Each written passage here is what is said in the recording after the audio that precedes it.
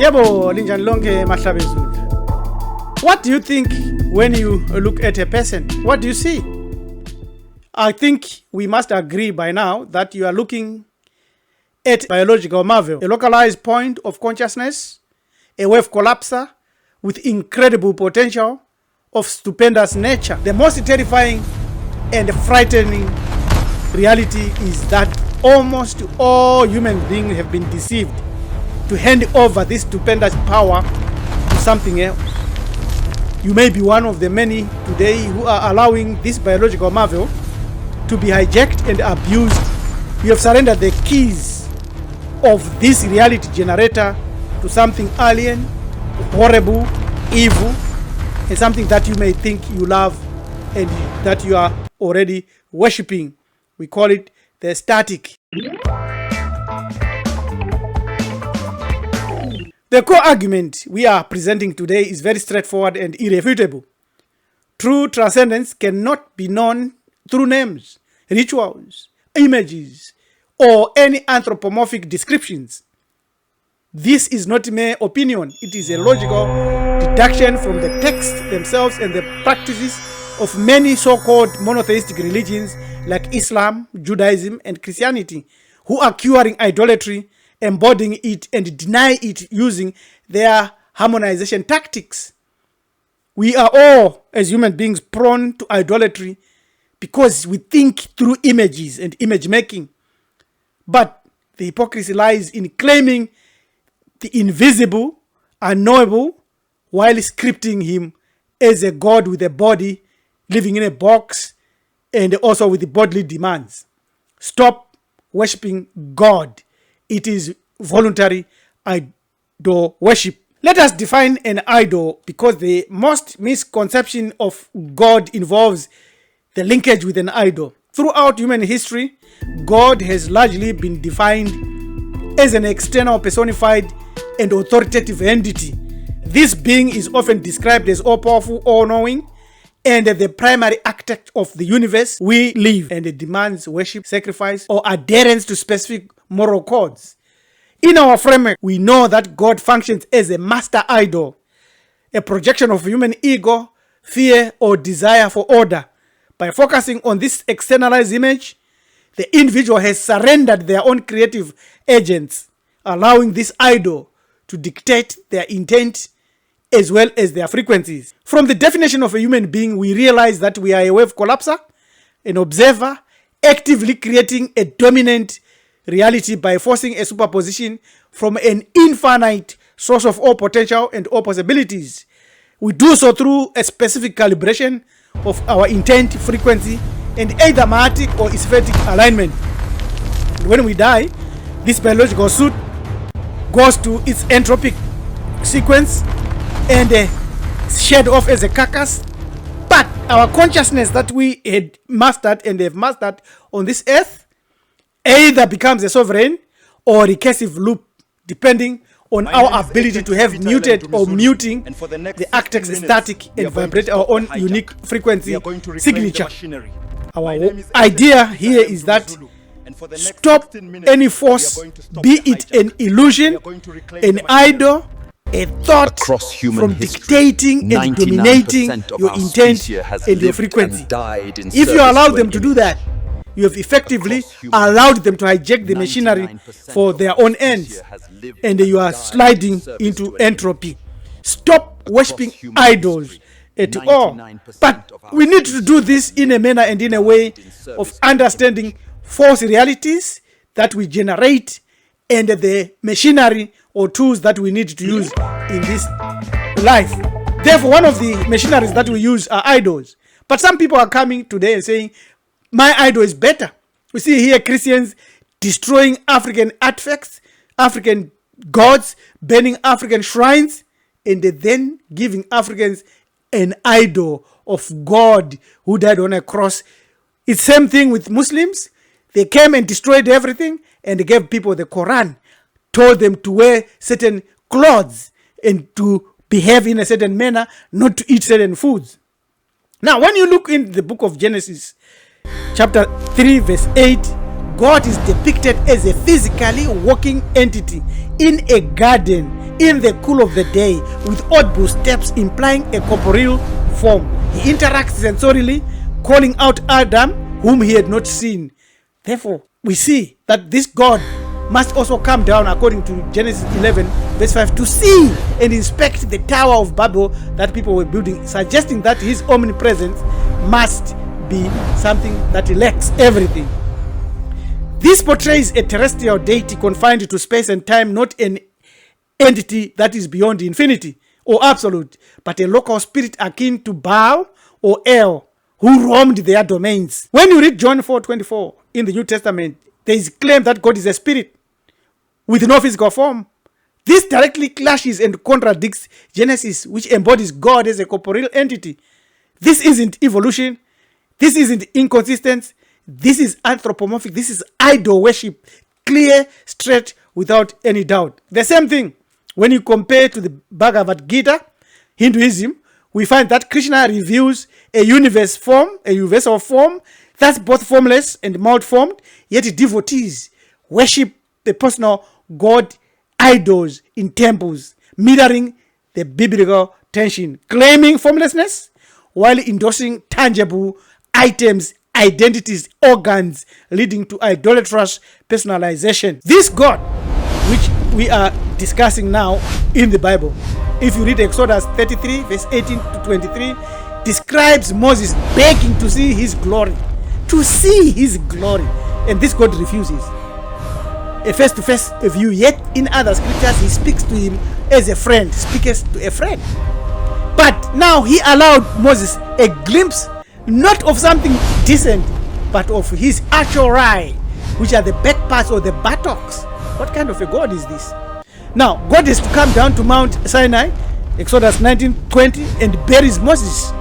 He was also seen by the elders, by the whole nation of Israel. So this is a deity with anatomical features, with a face, with a back, with the hands, occupies the physical space, rides a chariot, turns like a human or an animal.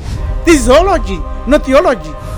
A God who represents buttocks and presents buttocks like a submissive baboon reduces the cosmos to a tribal chief with bodily needs. There are many contradictions in the Bible.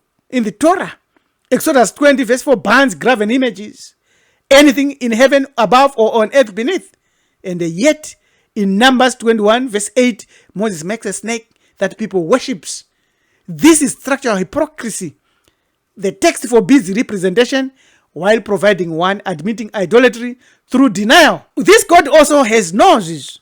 He smells good sacrifices, a soothing aroma. You read Leviticus 1:9. And also, he loves holy mixes in the tabernacle. Has a lot of stuff.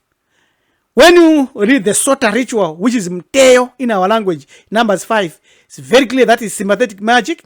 Dust plus words plus liquid equals metaphysical truth detector. Not spiritual worship, but fetish items.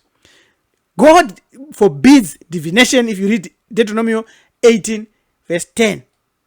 That no enchanter, no witch, no one using divination is allowed. Yet, if you read Genesis 44, verse 5, Joseph had a divination cup, which we are showing here. And he actually says it is used by him for practicing divination. The Ark of the Covenant, detailed in Exodus 25, is a gold box with cherubim and guardians containing tablets from which God speaks. Exodus 25:22. In 1 Samuel 5, Philistines capture it, places it beside their god Dagon statue, and suffers plagues until returning it. Idols fighting. Clear, straightforward. So this is repurposed Egyptian technology, African technology, portable shrine like the Nose from Amen-Ra, localized God for transport and maintenance with blood, incense, and bread. Captors treat it as a cult object because it is one, a God in a box. Similar with henotheism, similar with monotheism. Clear, straightforward what we do as African, because we have our items and our tools. Very, very clear, contradicting everything that you may have been taught. Similar, same practices. In the Quran, Surah 112, 1-4, it says that Allah is incomparable and begets not, nor is he begotten. Yet Surah 55 verse 27 speaks of his face enduring, implying form. Similarly, the Rig Veda, Hinduism, questions the origin of creation, hymn 10, 129, as unknowable. But other hymns anthropomorphize gods like Indra with bodies and actions with hands, contradicting the formlessness that they want to teach before. The God of Muslims has eyes, Quran 20:39 and Sahih Muslim 29:33. A face, Quran 55:27. Two right hands, Quran 564:387 and Sunan al-Nasaf 53 and Jamil al-Timlid 33:67. The shin, Quran 68:42 and the foot, Sahih al-Bukhari. And he has a throne and he has a name. So he's an idol. No two ways about saying anything else. Chronologically, therefore, when you read the holy books and study this religion, they start with a physical needy God who evolved toward abstraction, but contradictions accumulate along the way. The core argument that we have given is very clear. The true and unknowable real creator can never be anthropomorphized. There is no description about that. Cannot be defined by name or localized by anything else, because you are reducing it to idolatry. No spirit versus flesh there. No image versus description there. No anti-magic versus rituals. No incomparable versus throne. This, what we are saying, isn't divine mystery. It's human fraud. Human and cultural imperialism hallowed as truth by other forces. All religions partake this form. Hinduism teaches formlessness but mixes it with idols which fill their temples. Christianity teaches an incarnate God whom you must eat and drink his blood and eat his flesh. Islam has an unnameable Allah who has a nomen proprium. This is said. So we are looking in the future to look into whether Hindus are idol worshippers, because they say no, Hindus do not worship idols. They worship the ideal God behind the idol. That's idolatry. Clear, straightforward. Throw away the idol and worship. Let's see. What then do we do? Kill the proxy. We have traced the shadow of the idol from the dust of Genesis to the stones of the Kaaba. What we have found was not a holy mystery, but a universal fraud. We found a deity that evolves only as fast as human trickery allows. A God who shrinks from a physical body into an abstract spirit only to hide the contradictions of his own creation in a book and by harmonization. Religion is the art of polishing wood while swearing it is not an idol, it is a spirit. It is the hypocrisy of the known God, an entity scripted with human limbs, human jealous feelings, taking other people's wives, impregnating them, human demands, yet draped in the stolen robes of the infinite. To believe in this own God is to participate in your own destruction and redirecting your own consciousness into entropy. It is to take your immense power as a biological entity and biological marvel and give the keys to something else that becomes your master. Therefore, now that we have destroyed all the idols, now they are dust. Don't we need idols? Don't we need these tools? Our video is saying clearly, you have spent lifetimes vibrating at a frequency chosen by dead men and ancient scripts. You have allowed the architect's static to hijack your intent and give you a frequency. The time for such worship is over. The time for applied metaphysics has begun. You need to do something. You need to learn the 21 magical steps to design any reality you want, yours, not someone else's.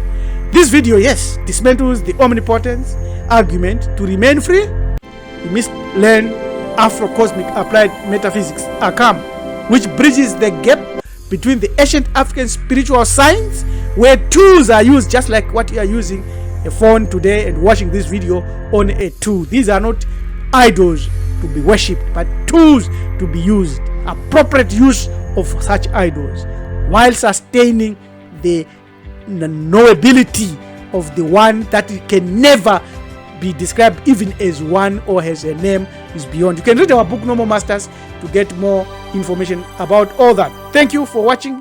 this video. I'm your manager to be Priest Rabbi Ellen Twizul Kunikanim Chakanja, saying till we meet again, avoid entropy, avoid idols, find more information, enroll into our programs. You can get in touch with us using this email shown here. Ameni.